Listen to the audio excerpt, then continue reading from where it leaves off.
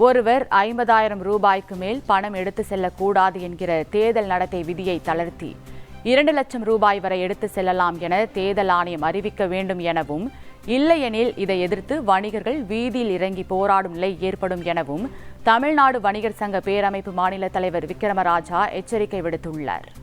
தேர்தல் தேதி அறிவிப்பதற்கு முன்பாக தேர்தலுடைய அதிகாரியை சென்னையில் நாங்கள் சந்தித்தோம். டெல்லியிலே தலைமை நிர்வாகிகளுக்கு ஒரு கோரிக்கை மனு கொடுக்கப்பட்டது.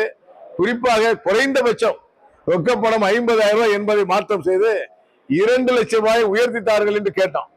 ஆனால் எல்லாம் பரிசீலனை செய்வோம் என்று சொல்லிவிட்டு 4/23 அங்கு தேர்தல் அறிவிக்கப்படுகிறது. 4/40 53,000 ரூபாய் கொண்டு போன்ற வியாபாரியை பிடிக்கிறாங்க. இதெல்லாம் அவங்க அதிகாரிகள்லாம் நம்ம நாட்டை சேர்ந்தவர்கள் இல்லைன்னு நினைக்கிறேன்.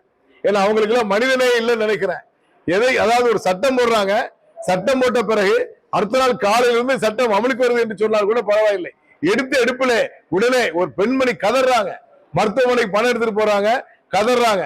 உண்மையிலேயே தேர்தல் அதிகாரியிடம் கேட்பதெல்லாம் தமிழகம் முழுவதும் தமிழ்நாடு வணிகர் பேரமைப்பு நிர்வாகிகள் 100% வாக்களிக்க வேண்டும் என்ற விளம்பரம் செய்ய தொடங்கி இருக்கிறார்கள்.